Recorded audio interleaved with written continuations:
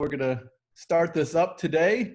Let me just start with an introduction. My name is Pat Dirksey. I am the pastor at City Church of Compton in Compton, California. And I am also the coordinator for discipleship for the RCA.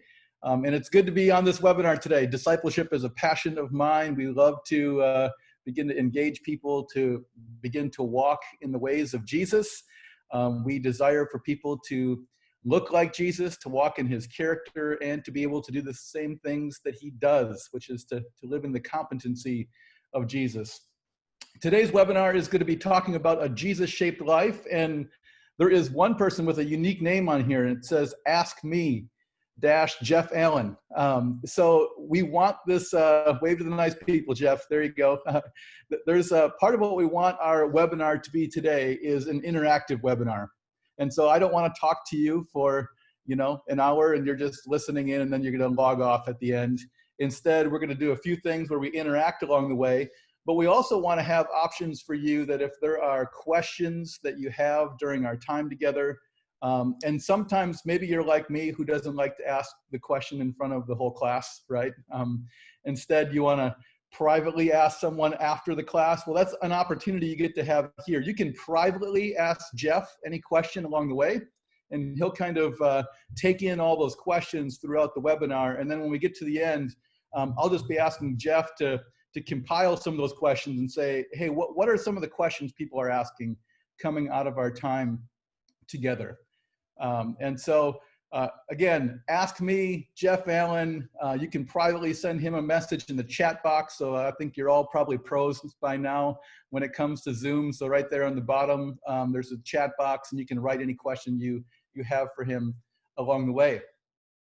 But part of it for us is today is we're going to be talking about what does it look like to have a Jesus-shaped life.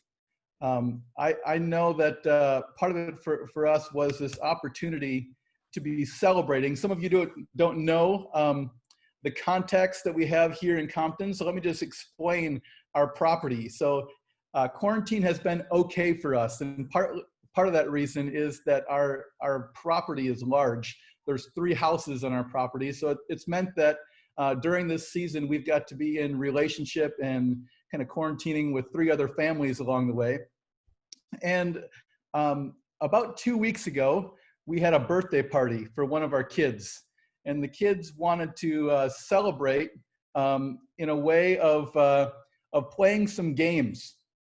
And I think it became very evident to us on some of the games that they wanted to play that we weren't all that in shape because they wanted to play some kickball, they wanted to play some soccer, and we didn't really even make it to soccer because after playing kickball, we had one person with a torn quad. We had someone else that threw out their back. We had somebody else that rolled an ankle. And we were, the adults were a mess. Now these adults have played collegiate sports along the way. They've been active throughout their life. But in this season, we're beginning to find that we're not all that in shape, even though that we once were in shape. I think I saw someone with that post recently. It's not just enough to get in shape. You still have to stay in shape along the way. And so I think maybe you're feeling that in different ways in this season together. I know some people have felt like I've been given more time, so I'm doing really well in this season. And other people feel like it's been an emotional time and I'm not doing all that well. And I recently came home with some clothes from Costco, because that's where all the cool people shop. For clothes at Costco, and I was quite excited to put some shorts on and feel like I've lost some weight, only to find out that I actually accidentally bought a size too big, and maybe I wasn't doing as well as I thought I was along the way. So part of it, what we're going to look at today is what is your shape? Do you have a Jesus-shaped life? And maybe even asking the question of, are you in shape? And so part of it for us is we want to first look at what does it even look like to have a Jesus-shaped life. I know in John chapter 13, Jesus says, for I have given you an example that you also should do just as I have done to you. And so Jesus isn't asking us to do something that he's not doing. He's showing us a perfect way to begin to live into this. And so part of it for us is I want to highlight a passage, and I put that in the chat box for us just now. And the passage comes from Luke chapter 6, verses 12 through 19.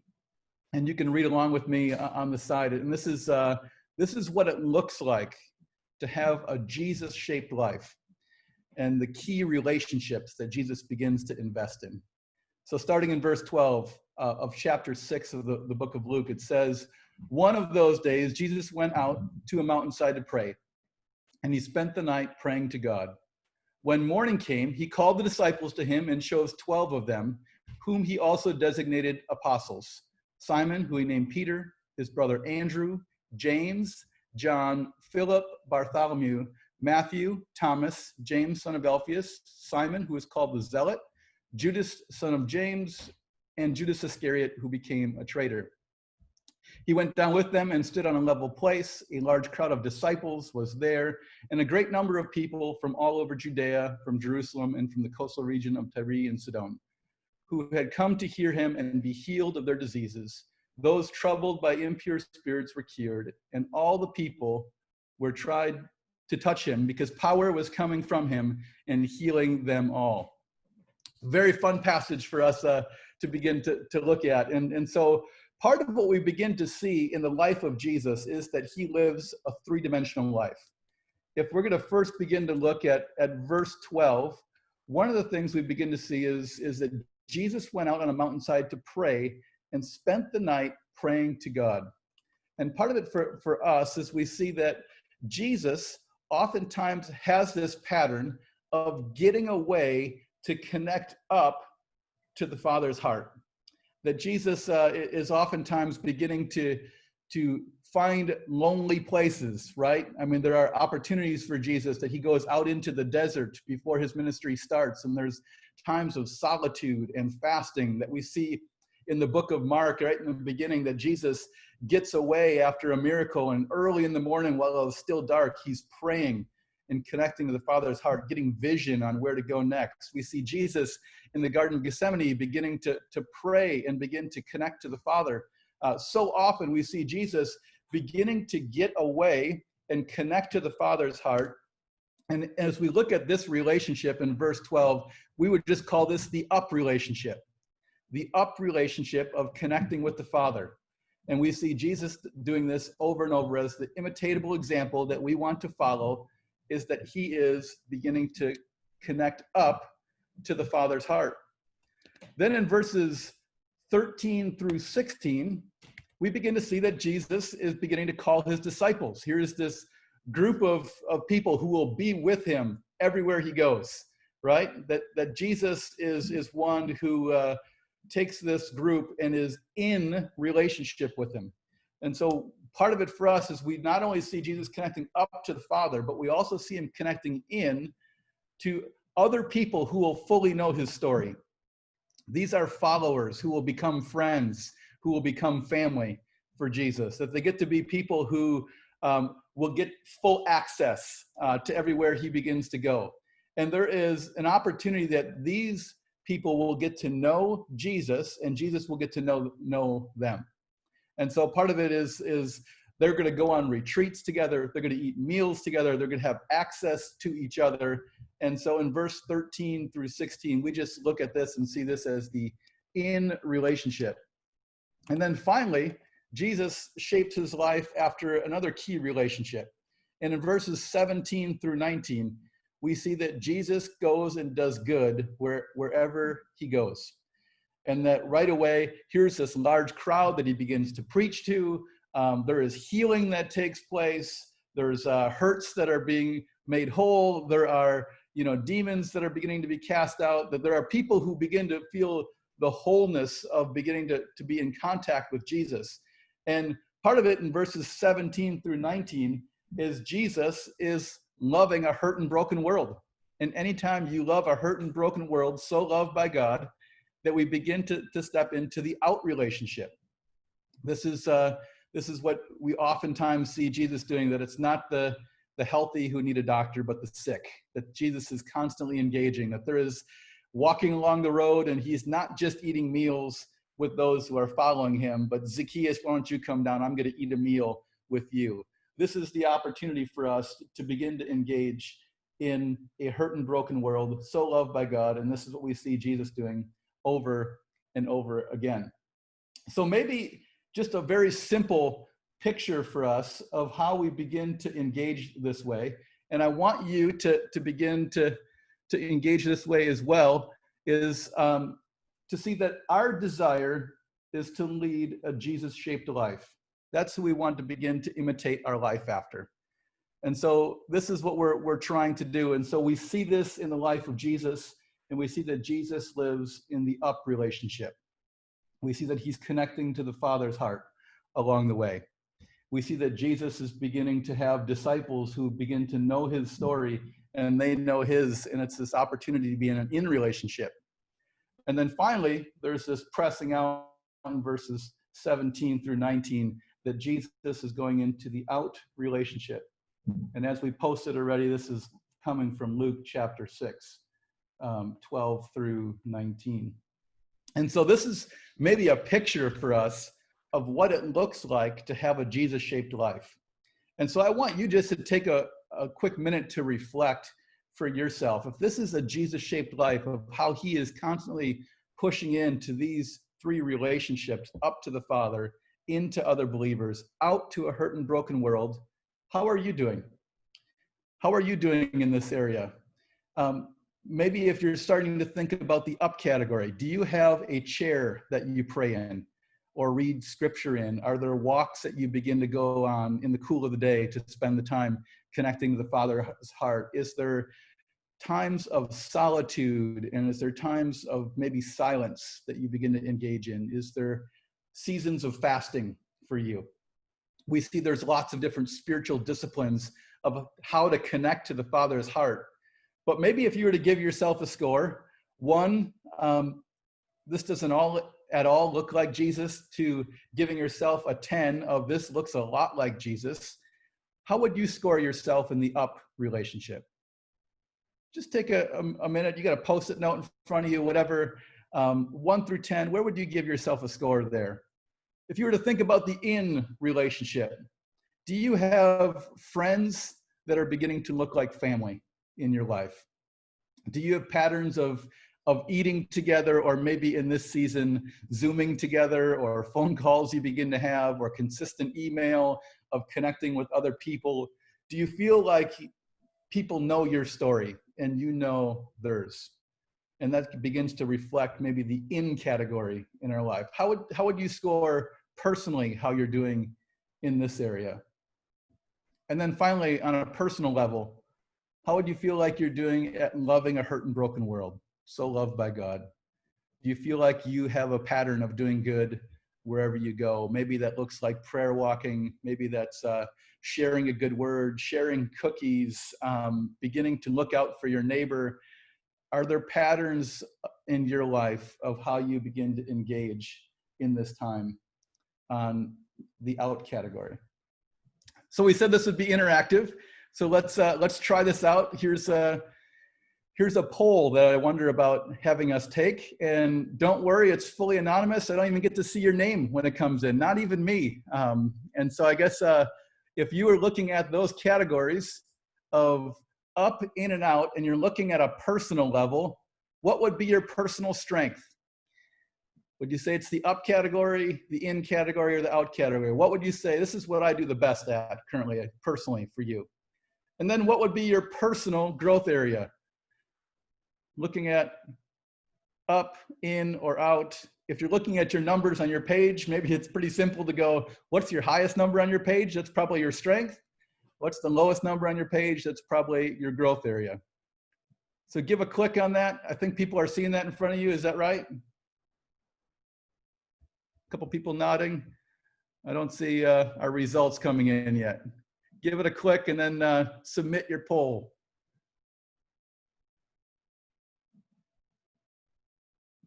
We'll give people a little bit more time.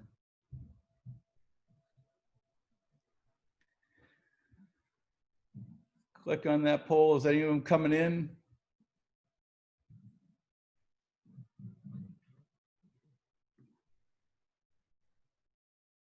Give it a shot. What's your strength? What's your growth area? I'm gonna give it 10 more seconds. Here's the countdown.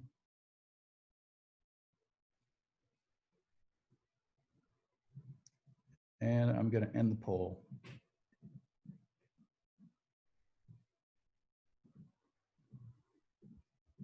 Do people have those in front of them?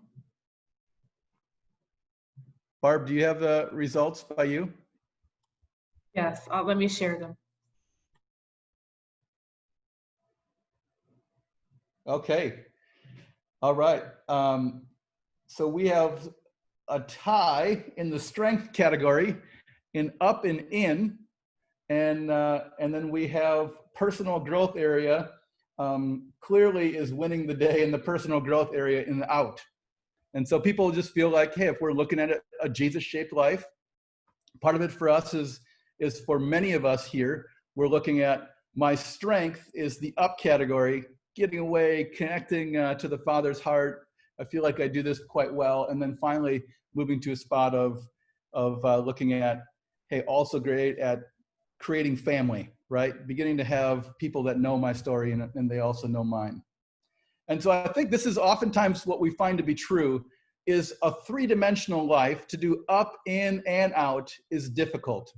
Most of us do one of these really natural. It just is almost like instinct, right? You just lean towards it, you go for it. It's very easy for us to begin to do that. And then there's oftentimes a secondary one that's close behind. And we begin to feel like this is a strength that we begin to have, maybe in the up category, the in category, and then we have one that follows close behind. So let's just say the example for some gave here that 41% said the up category and 41% said the in category. So most of us are in either that up or in category and have one that's close behind, which means like, hey, we love to connect to the Father's heart. We love to pray and read scripture and begin to live into these disciplines. And we like to share that with others along the way. We like to share that with other people who are following in the way of Jesus. This is part of our strength that we're living into.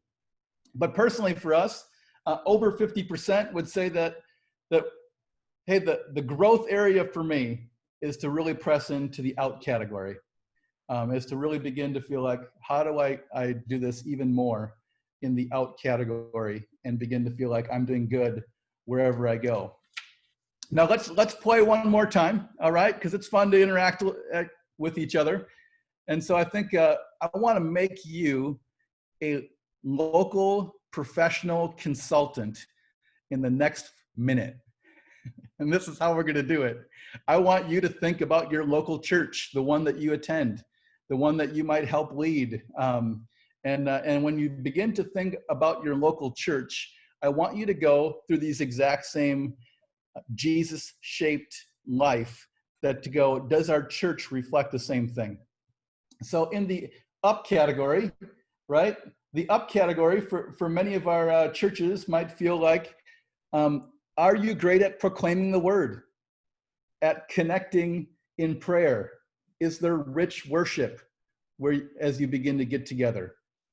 Is that part of what your church is known for? Is there a dynamic up experience that people begin to have through the preaching of the word, through the sharing of the sacraments, the connecting in prayer, through rich worship, through times that people begin to seek the Father's heart? If you had a Post-it note in front of you, a piece of paper, give yourself a score on your own church as you begin to think about that. Hey, what one being doesn't look like Jesus at all, 10 feeling like this looks exactly like the life of Jesus and the life of our church. Give yourself a score 1 through 10, thinking of the up category. When you move to the in category, how are you at building community in your church? Do people belong to groups? Are people being known? Are people sharing stories of people know me? They're not just people I attend church with, but they're becoming friends, and they're feeling like friends who become family along the way. People feel known in your church because they belong to each other and belong to a group. How would you say your church is doing in the in category? Give yourself a score 1 through 10. 1 not looking like Jesus, 10 looking like the life of Jesus. And you can probably guess my last question. How are you doing in the out category? Does your church, do you love a hurt and broken world? Is that part of your reputation? Are you known for reaching out? Are you known to be people who are continually inviting in? Are you known for your justice ministry? Are you known for your mercy ministry that begins to go on? Think about that out category and give yourself a score 1 through 10. And we'll see if we can do it again, make it interactive. Let's move from the personal question to the church question. What would be your church's strength? Would it be the up, the in, or the out? What would be your church's growth area? Up, in, or out?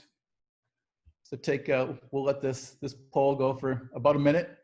So take your time to answer those. What was your highest answer? That'd be your church's strength.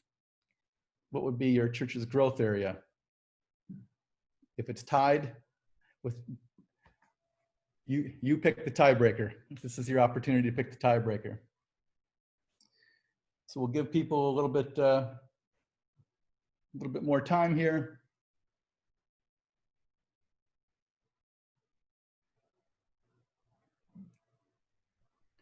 Ten more seconds. Get those answers in.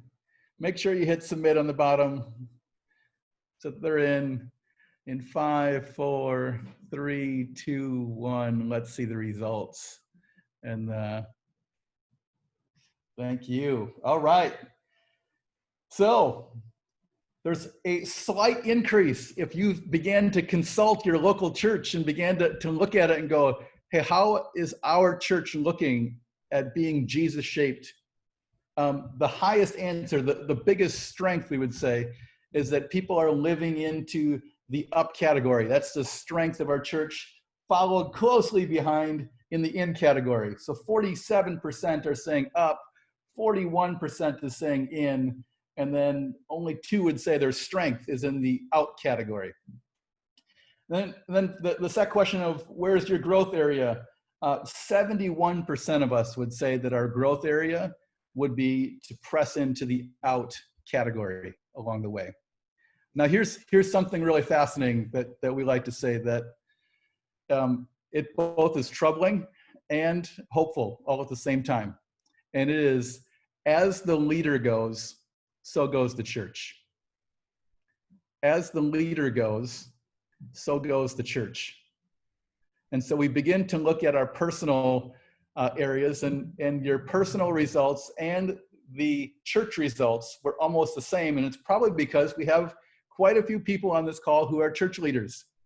And so the hard part about this is that oftentimes God wants to do something in us before he wants to do it through us. And so, so often when you maybe have taken a Strength Finders or a fivefold ministry or sometimes type of gift inventory test, usually you're told to really lean into your strengths and kind of, just cover your weaknesses. But I think when it comes to living a Jesus-shaped life, part of it for us feels like it's our opportunity to boast in our weakness, and where we're going to feel the most amount of life is going to be in the areas that we begin to press into. That's our weakness. So for many, not all, but for many people who are on this webinar, personally, maybe the biggest spot of life that we're going to experience is going to feel like, how do we press in to the out category? That if Jesus lives a three-dimensional life of up to the Father's heart, in with other believers, out to a hurt and broken world, that part of our call is to live into that out relationship. For many of us, and this is, this is very true of me as well. For many of us, we're having personal reflection and a kind of a church reflection that we're living an up and in life. And oftentimes, what that means is if we're just living this area here from up to in, you're not feeling the full experience of that third dimension. In fact, if you're just up to in, that's a flat line, right? And uh, if you're a flatliner, it feels like there's maybe not all the life that you would hope there would be there. And part of it for us is to boast in our weakness and begin to press in to that spot that we're not as strong in as we'd hoped. Now, here's the good news. I think for a lot of us, intuitively, we know that this is what a Jesus-shaped life begins to look like. Because many of you have written vision statements for your church that reflect these three dimensions that Jesus begins to have here. At my previous church, it is our desire, this is why we exist, to deeply connect people to Jesus, people, and mission. Those are the three. Jesus, up, people, in, mission, out, right? I mean, you can start thinking about your own vision statement along the way. Our current one at City Church of Compton, we've just been rewriting ours, and let me see if I can get it right. I should probably be able to say it, but we exist because we're looking to follow Jesus. We want to begin to have, I'm just losing here a minute, a family that begins to look like friends. And excuse me, I said that wrong. We're following Jesus and loving each other like family, and to seek the well-being of the city. Here you go, I'm tripping and falling a little bit on our own. Following Jesus, loving each other like family, and seeking the well-being of the city. It's up, in, and out. That's what the reflection gets to be for us. And so part of it that we want to look at, and we're going to open it up to questions here in just a minute, but this is a simple tool. This simple tool that I began to see over 15 years ago. And it's been one that I continue to hold up over and over again.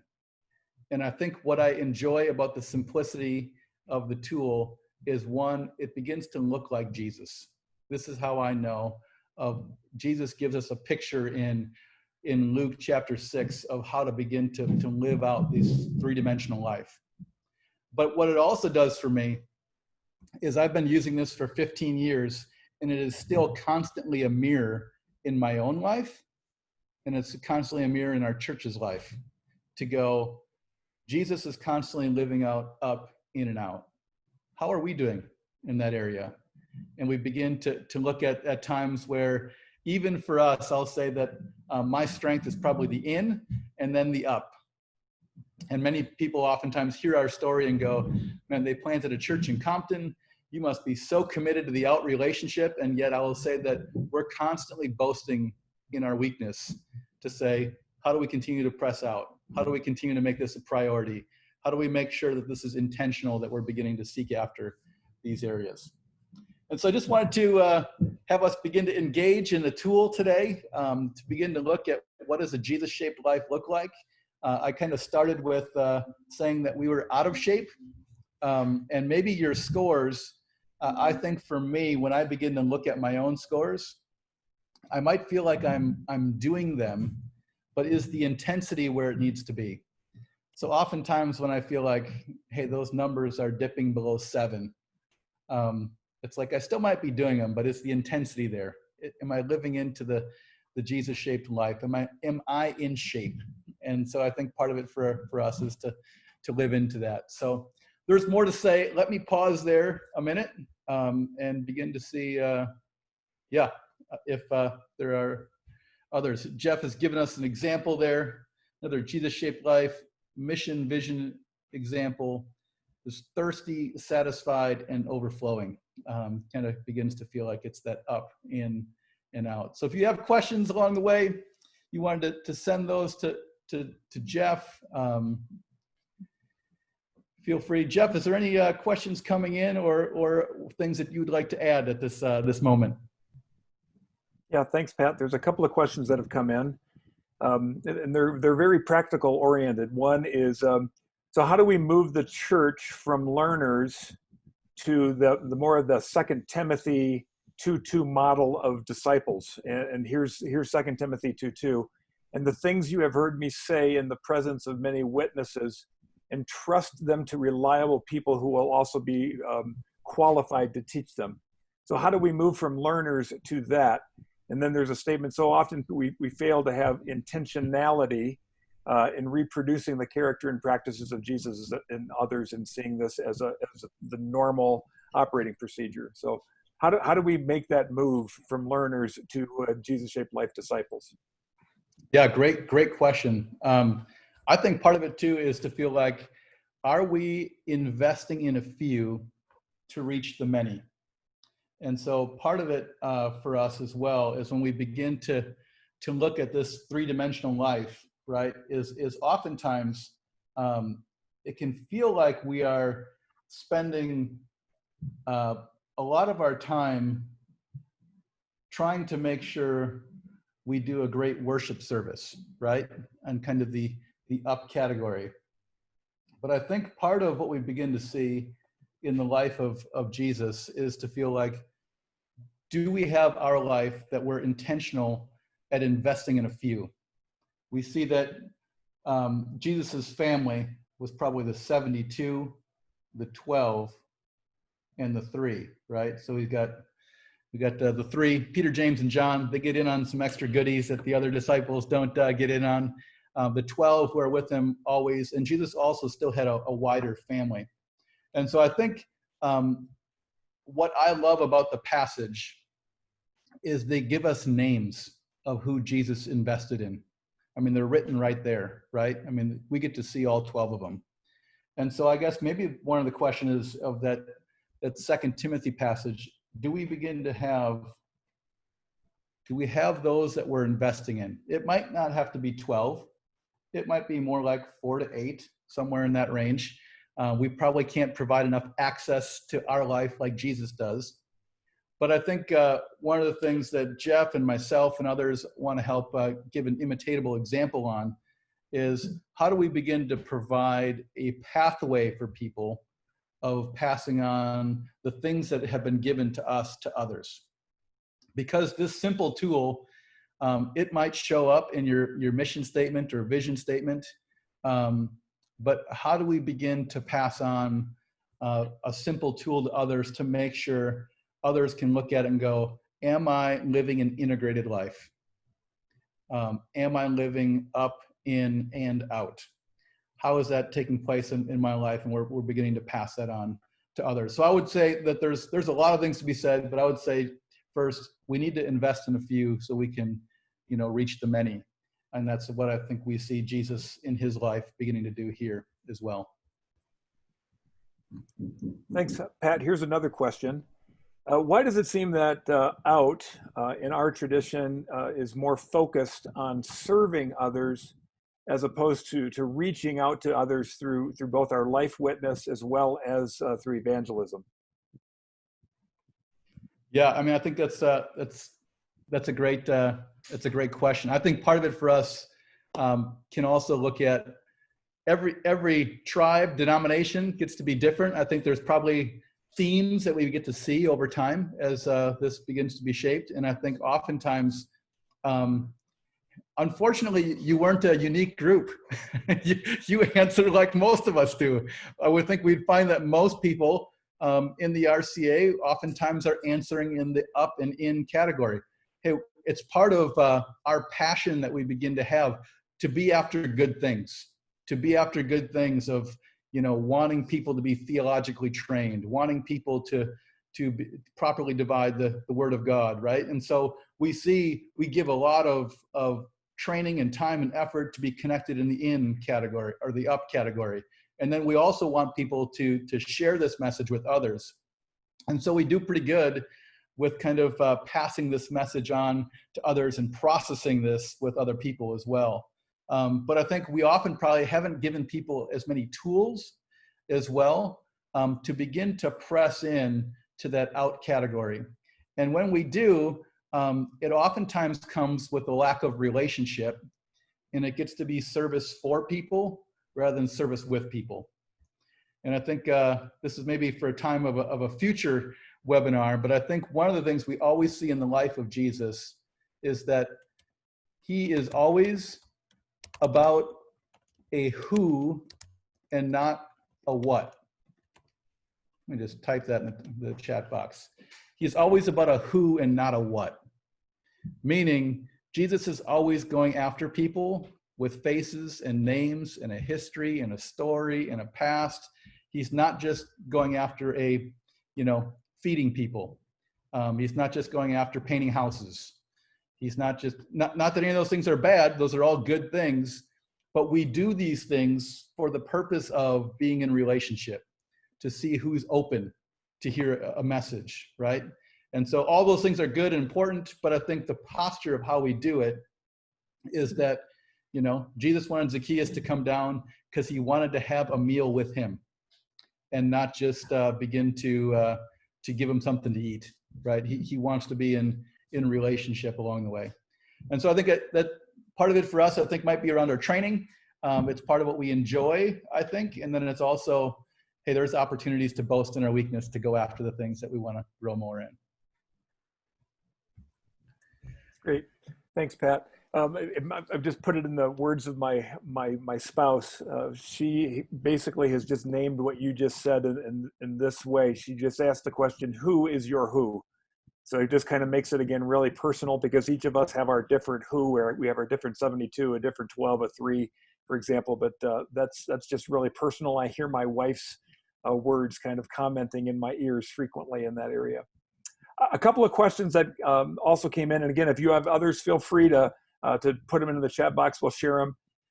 One of the questions was, can you give us some practical examples of what out looks like as a church? I mean, it's obvious from the poll that it seems like this is one of our highest area of needs.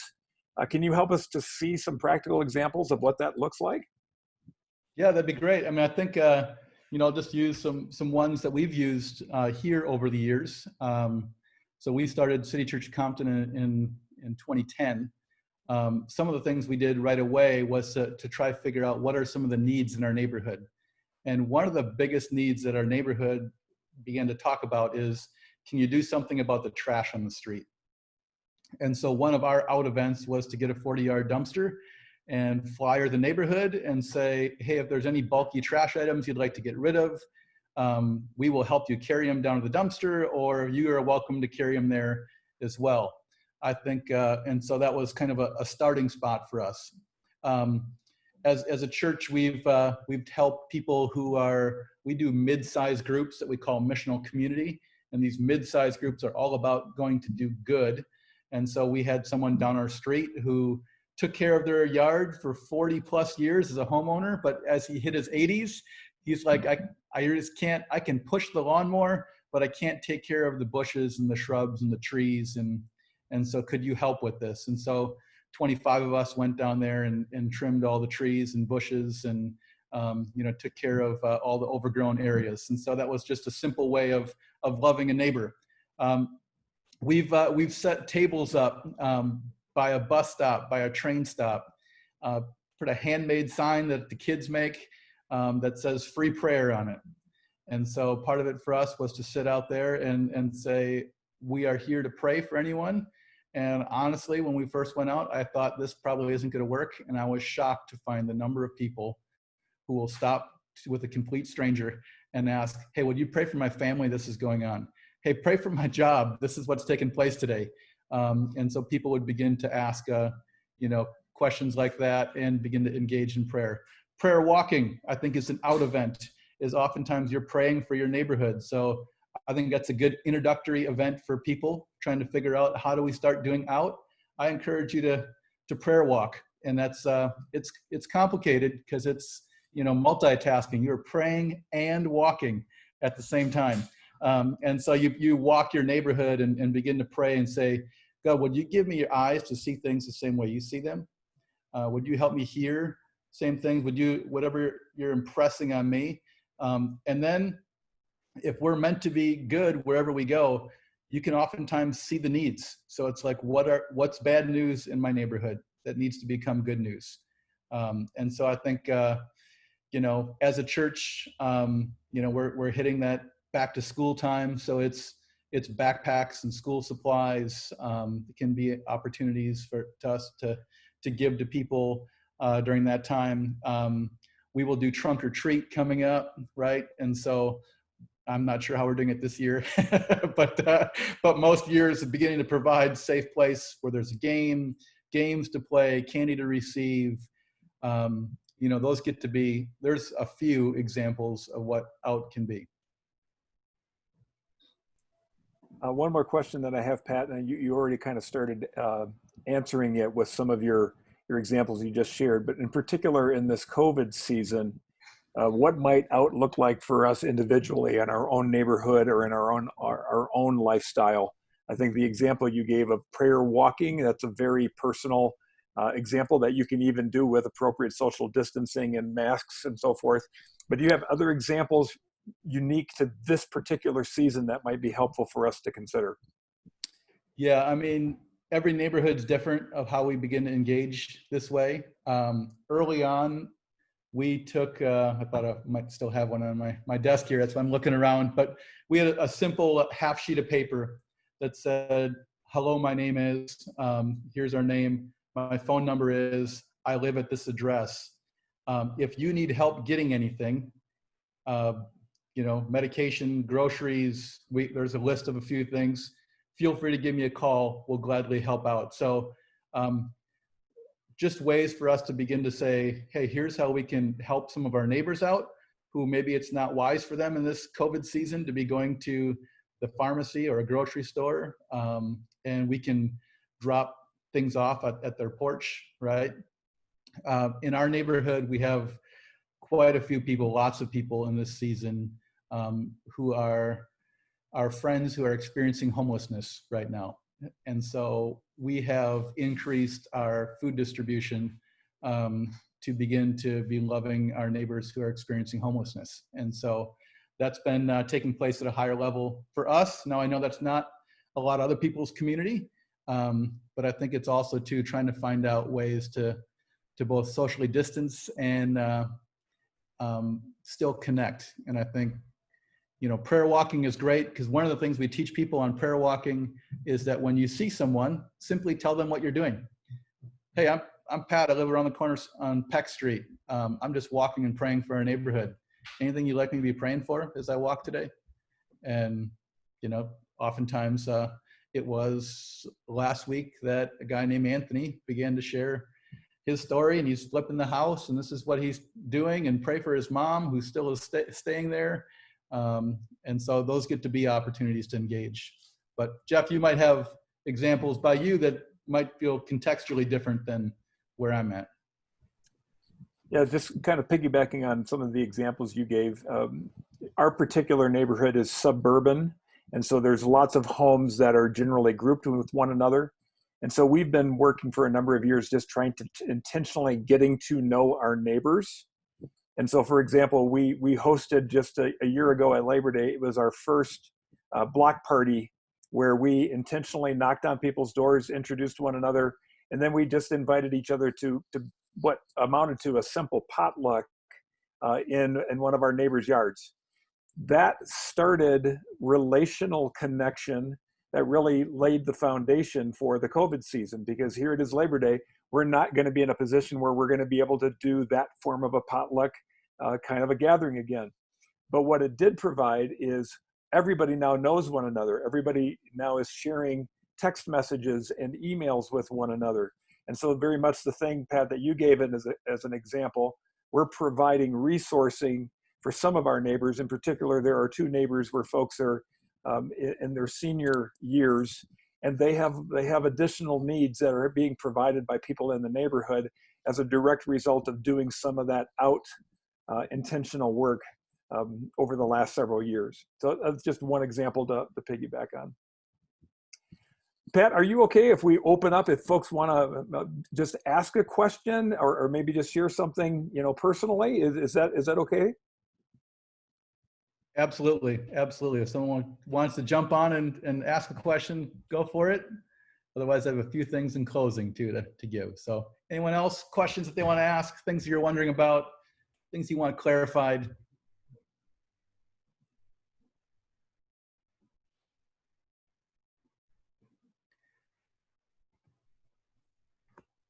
Well, I think some of the great parts of these tools is they get to be an opportunity that they're simple enough that we teach them to our kids, and they can begin to go, how do you think we're doing an up, in and out as a family, right? It's not just a personal and a church tool. It's a family tool that we begin to look at. So when we go and help feed some of our friends who are experiencing homelessness, that's part of our kids go along on those areas. And oftentimes people are delighted to see someone younger in the park, someone they're connecting to.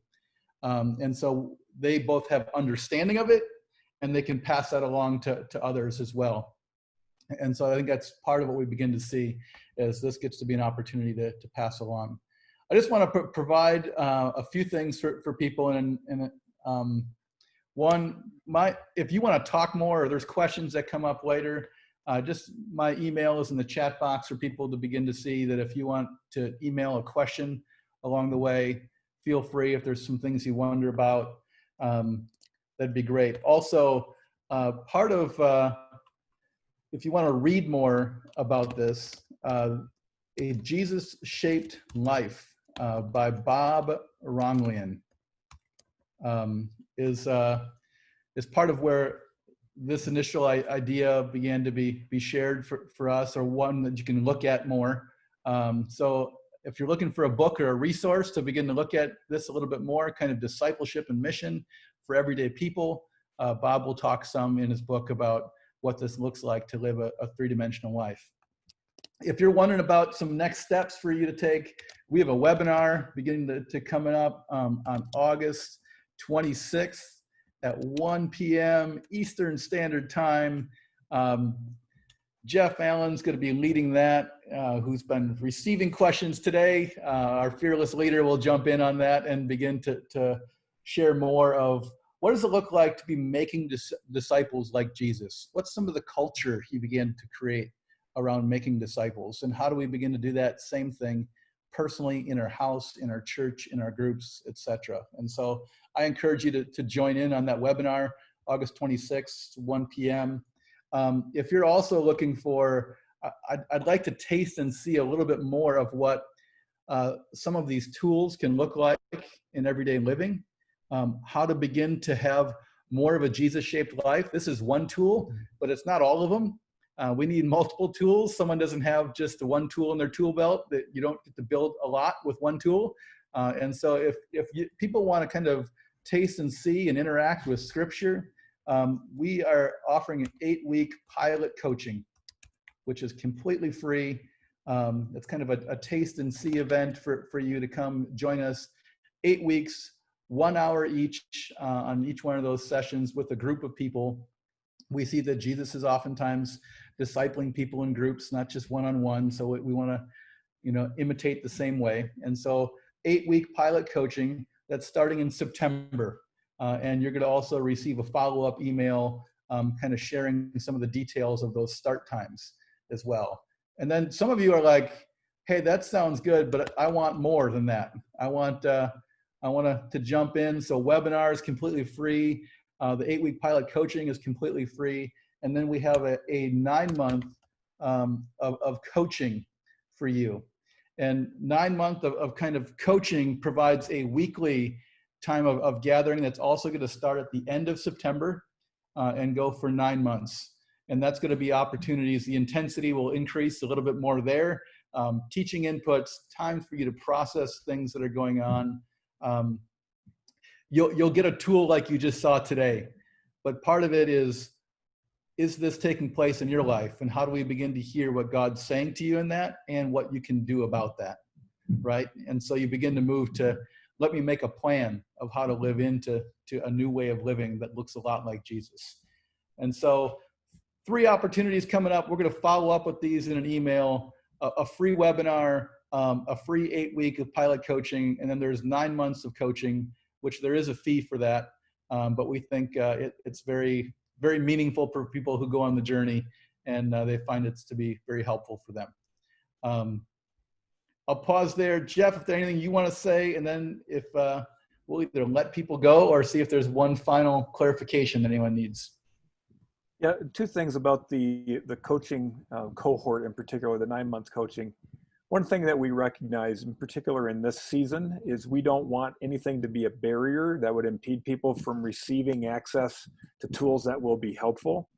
And so, yes, while there is a cost, if there is a need, please don't hesitate to ask Pat or myself or Barb, is there some assistance that we can provide? So that's one thing we just want to elevate, that the most important thing we want to do is make discipleship practical, memorable, and reproducible. And that also means accessible. So that's number one. The second thing is again, you might have just seen this tool and say, well, that's pretty simple. But again, that's part of what it means to help people, as Jesus talked with his own disciples. How do we take these truths and turn them into our way so that it becomes a lifestyle, which, by the way, is another way to use a Jesus-shaped life. It's truth that is being demonstrated in our everyday walk and way, and it just naturally flows out of our lifestyle.